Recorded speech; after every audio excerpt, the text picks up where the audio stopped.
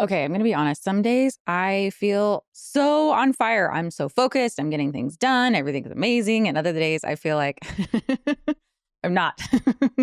I know so many of you can relate to this, but I'm always like, it's the same me. It's the same person showing up to the same desk, doing the same work. How come sometimes it feels so easy and sometimes it doesn't feel easy? Let me tell you, my personal experience is that I'm obsessed with productivity. I've always been weirdly obsessed with productivity. I read all the articles, I read all the books. I want to know everything. I only read nonfiction. I only watch documentaries. It's just who I am. And I've learned every single productivity tool and I've used every single productivity tool. And 99% of them have been tragically unhelpful for me. And I was like, what's wrong with me? What is my problem? Why do I suck so bad that none of these tools work for me? And this is what I want to talk to you about today. Let me introduce myself. My name is Amber Deibert. I'm a performance coach for enterprise and strategic account executives. And what I've found is that every person's brain has their own blueprint of how they like to work best. I'm going to tell you all about this, and you're going to get some insights into how your brain specifically works. But first, let me talk about this a little bit more. I tried time boxing. That was a big failure. I tried 12-week year. That was a little less of a failure. I tried Pomodoro technique. I tried getting things done, like you name it. Like I love building systems and like figuring things out. And then I would try it and I would hear all these influencers on LinkedIn talking about how this was what saved them and this is what made them amazing. And like, if you only do this and stay consistent, you're going to be amazing. And so I was like, okay, cool. Sold. I want to be amazing. Sign me up. How do I do it? And so I would try out these techniques and I would fail over and over and over again. And I was like, what is wrong with me? It's so interesting because part of it, I didn't realize I had undiagnosed ADHD. So getting the ADHD diagnosis, I was like, oh, this is why those things don't work for me. They're made for neurotypicals. But also, it's really fascinating because I have a lot of close friends who have ADHD. And it's so interesting because the systems that they live and die by are things that I've never been able to get myself to do.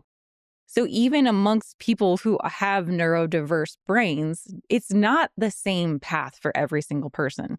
And so for the longest time, I would use all these techniques and I would tell myself that there was something wrong with me.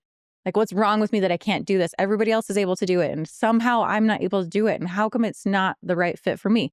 And what I've learned after hundreds of sessions with hundreds of salespeople, coaching for the last 8 years now, is that everybody is different.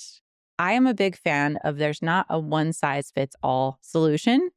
I think it's a one size fits one. And so I love to go deep with my clients and help them figure out what is their mental blueprint. And I would meet with these clients and they would tell me something like, oh, everybody's talking about deep work. I need to do more deep work. And I would be like, I know you really well. And you're just respectfully, you're not a deep work kind of a person. Like, I don't know what it is about you, but like, I just know that that's not going to be a fit for you. That's just not who you are. You're not that kind of a person.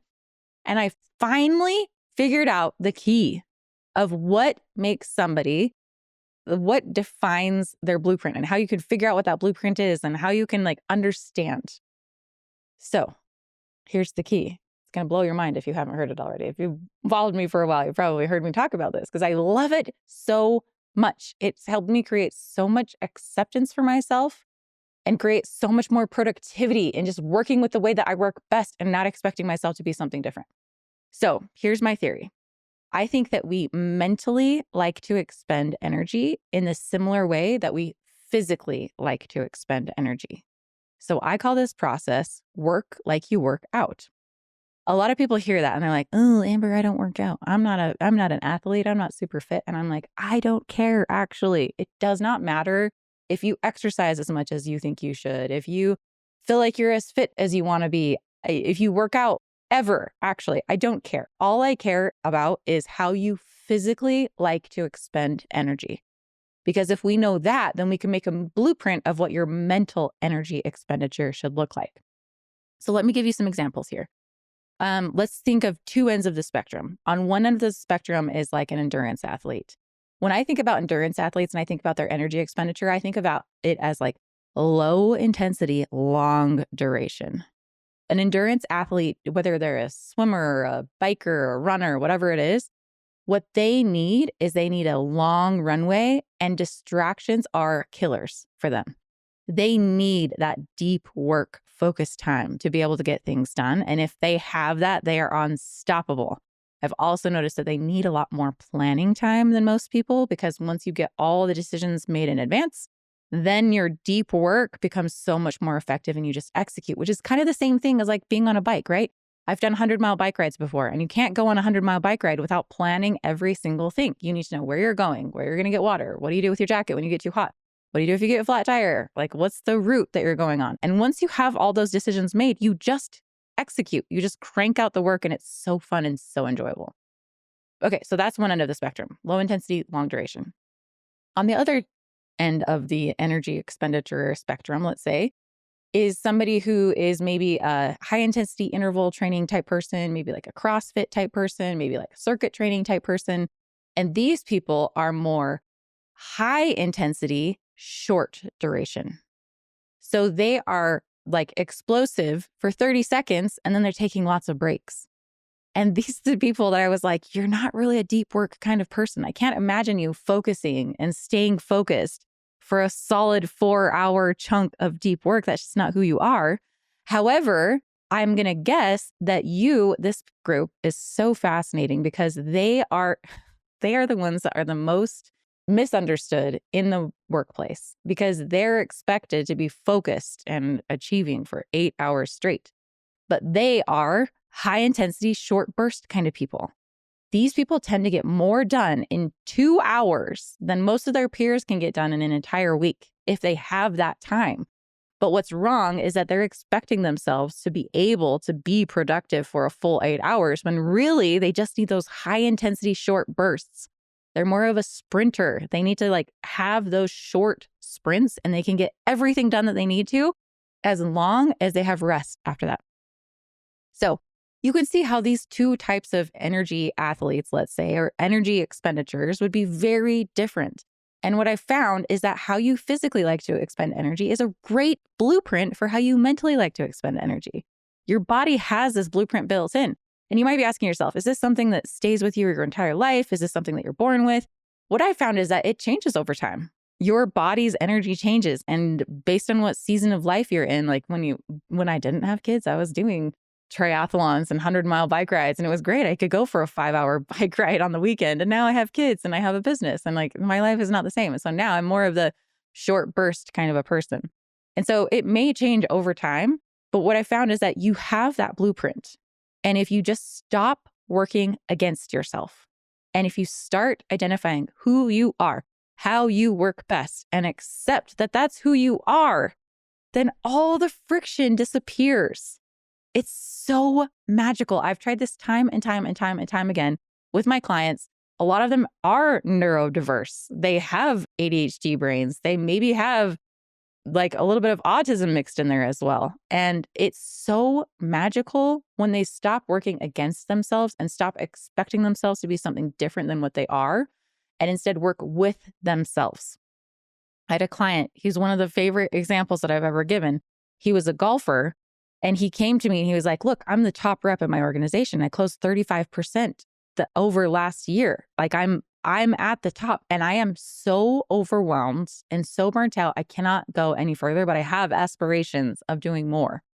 And we looked at his workout style. He loves golfing. For him, it was like the short, really intense focus of being at the tee, ready to tee off. And then he loved the relationships and the like camaraderie that he experienced when he wasn't at the tee. And so we created that into his workday. We created these short, super focused bursts for him to get everything done, which freed him up to do what he loved the most, which was connect with people and have relationships outside of that focused time. What was wild is that when he switched his work style to how he likes to work out, he closed 45% over the prior year. And not only that, he went from working 12-hour days to working 6-hour days. Time and time again, my clients work less hours when they start working with how their brain wants to work. Your brain already has the blueprint. It's not even a mystery. It's not even something you have to uncover. It's just something that you have to understand is true about you. I'm very passionate about this topic because this has helped me create so much acceptance for myself. And it's helped me create so much more productivity. And as somebody with ADHD who's constantly beating myself up for not getting things done, this has been groundbreaking. It's been groundbreaking for me personally, and it's been groundbreaking for so many of my clients. I've only talked about 2 of the aspects that I explore with people. There's like infinite numbers of situations, but there's 6 different kind of prototypes that I put people in.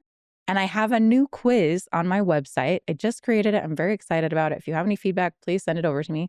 I created a new quiz where you can go and figure out what your type is. And after you take the quiz, it will give you a page that has specific instructions for you, specifically based on the answers that you gave in the quiz. And then after that, you can drop your email in and you can get I think it's 6 emails, but you'll get customized emails that talk about your type specifically and give you specific advice for what this looks like for you. When people do this, I had one person who tried it out and said that his stress at work was reduced 70% when he started working the way that he works best. How amazing is that? Just working the way that you work best. Nothing about his job changed. He just changed the way that he approached it, and he was 70% less stressed at work. People, this is a big deal. I also want to note that I do speaking engagements about this topic as well. So if you want a keynote for your next SKO or QBR, if you want a workshop for your team to find out where everybody stands on your team and what their specific workout styles are, I'm telling you, productivity goes through the roof, results go through the roof, burnout goes down. You feel so much happier. You feel so much confident in yourself because you're not fighting against yourself as much and you're finally doing the things that you said you would do. And I also have a couple spots for a couple one-on-one clients. So if you're interested, come check out my website, mentalmastery.com. You can take the quiz. You can get the specific advice in the emails. If you have any questions, feel free to reach out to me and you can find all the information on my website.